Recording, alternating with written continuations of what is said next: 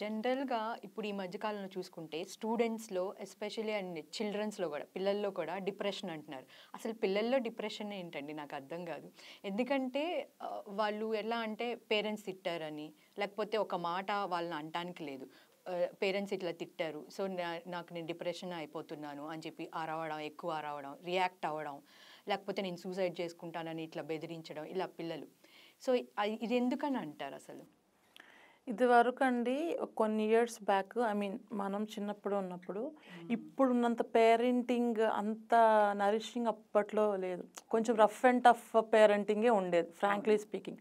ఎక్కడో కొన్ని ఫ్యామిలీస్ తప్ప మోస్ట్ ఆఫ్ ది కిడ్స్ పిల్లలు పెద్దవాళ్ళతో దెబ్బలు తింటూనే ఎస్ అంటే ఎస్, నో అంటే నో అన్నట్టే స్ట్రిక్ట్‌గా ఉన్న సిట్యుయేషన్. ఇప్పుడు నో చెప్పాలంటే భయమేస్తుంది పిల్లలకి. భయమేస్తుంది. అంటే పేరెంట్సే ముందు వాళ్ళు అడగకంటే ముందే అన్నీ తీసుకొచ్చి ముందు పెడుతున్నారు. వీళ్ళు ఒకవేళ ఫినాన్షియల్‌గా ఇబ్బంది ఉండి, ఇవాళ వద్దులే మళ్ళీ నెక్స్ట్ టైమ్ కొనుక్కుందాము ఇది అని చెప్పటానికి కూడా పేరెంట్స్ చాలామంది ఆలోచిస్తున్నారు. ఎందుకంటే మా పేరెంట్స్ మమ్మల్ని నో అన్నారు. మేమప్పుడు హర్ట్ అయ్యాము. ఆ హర్టింగ్ మా పిల్లలకి ఉండకూడదు. ఈరోజు మేము బాగా సంపాదించడానికి ట్రై చేస్తున్నాం అట్‌లీస్ట్. 24/7 మా టైం ఒకటే కాదు, హెల్త్ కూడా పెట్టి రిలేషన్‌షిప్‌కి ఇవ్వాల్సిన టైమ్స్ కూడా పెట్టేసి అందులో మేము సంపాదిస్తున్నప్పుడు పిల్లలకి ఏదన్నా కొనిపెడుతున్నప్పుడు నో చెప్పకూడదు అని. ఈ మైండ్ సెట్ ఎప్పుడు స్టార్ట్ అవుతుంది? పిల్లలు ప్రెగ్నెంట్ అయ్యారు అనుకున్నప్పుడే వీళ్ళొక విజువలైజేషన్‌కి వెళ్ళిపోతున్నారు పేరెంట్స్. లైక్ మనం ఇలా చూసుకోవాలి, కాదనకుండా ఇవ్వాలి, వీళ్ళకి కావాల్సినవన్నీ సమకూర్చాలి, వాళ్ళతో ఇలా ఉండాలి, అలా ఉండాలి ముందు నుంచి అనుకుంటున్నారు. కాకపోతే అన్‌ఫార్చునేట్‌లీ పేరెంట్స్ ఇద్దరూ వర్కింగ్ అవ్వటం వలన and parents working is not a wrong thing. మనం డెవలప్ అవ్వాలంటే వర్క్ చేయాలి. బట్ దాంతో పాటు మనం ఎఫర్ట్స్ ఎంత పెడుతున్నాం పిల్లలకి ఉండటానికి అన్నది కూడా చాలా ఇంపార్టెంట్ మ్యాటర్. అంటే మనీ సంపాదించడం ఎంత ఇంపార్టెంట్, ఇది అంతే మ్యాటర్. సో, ఇంత సెన్సిబుల్‌గా అవుతున్న టైంలో ఏంటంటే కొంతమంది పిల్లలు లైక్ వెరీ సెన్సిబుల్ అయిపోతారు.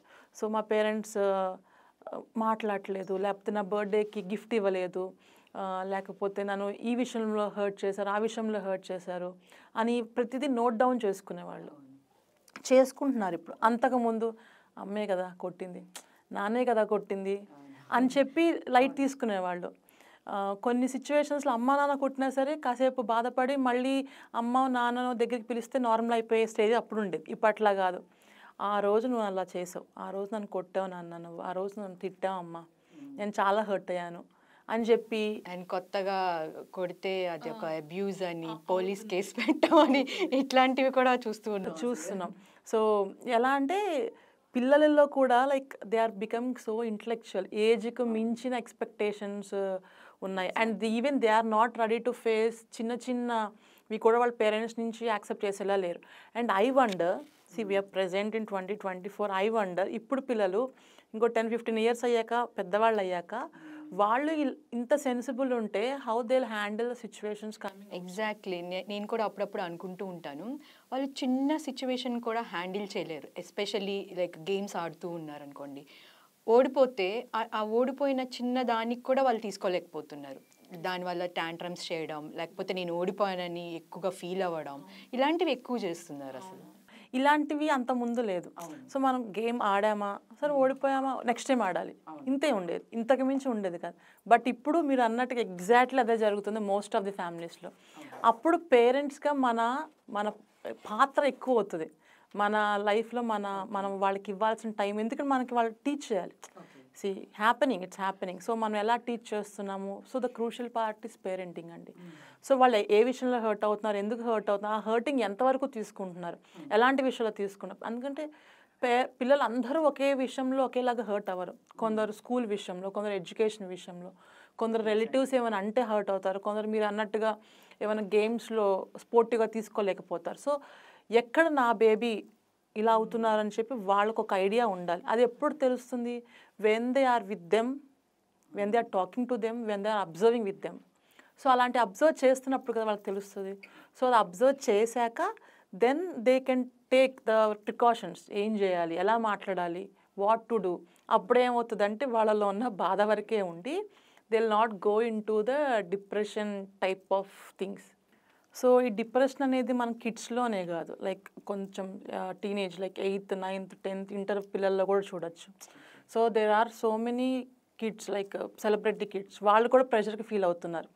ఎందుకు ఫీల్ అవుతున్నారు అంటే what I observed is society వల్ల ఒక స్టాండర్డ్స్ ఉంటాయి. వీళ్ళ పిల్లలు ఈ రేంజ్లో ఉండాలి, ఇలాగ ఉండాలి, అలా సొసైటీ పెట్టి కొన్ని వాళ్ళు అడాప్ట్ చేసుకుని ఉండొచ్చు. ఇంకొన్ని వాళ్ళ పేరెంట్సే వాళ్ళకి పెట్టచ్చు, మన సిచ్యువేషన్ ఇది, మనం ఇంత తెచ్చుకోవాలి. కొంచెం మిడిల్ క్లాస్ పేరెంట్స్ అనుకోండి, మన మిడిల్ క్లాస్ నువ్వు హై క్లాస్కి వెళ్ళాలంటే బాగా చదవాలి అనే స్టాండర్డ్స్ పెట్టుండొచ్చు, వాళ్ళ మైండ్లో ఇన్పుట్స్ ఇచ్చి ఉండొచ్చు. అదే సెలబ్రిటీ పిల్లలు కొంచెం ఫినాన్షియల్లీ స్ట్రాంగ్ పిల్లలు అనుకోండి, మన దాన్ని నువ్వు ఇంకా డెవలప్ చేయాలంటే నువ్వు ఇంకా చదువుకోవాలి అని చిన్నప్పటి నుంచి ఒక ఇన్పుట్ ఇస్తూ ఉంటాను. ఆ ప్రెషర్ ఎలాంటి కంటిన్యూస్గా ఇన్పుట్ ఇస్తూ ఉంటుంది, ప్రెషర్గా అవుతుంది.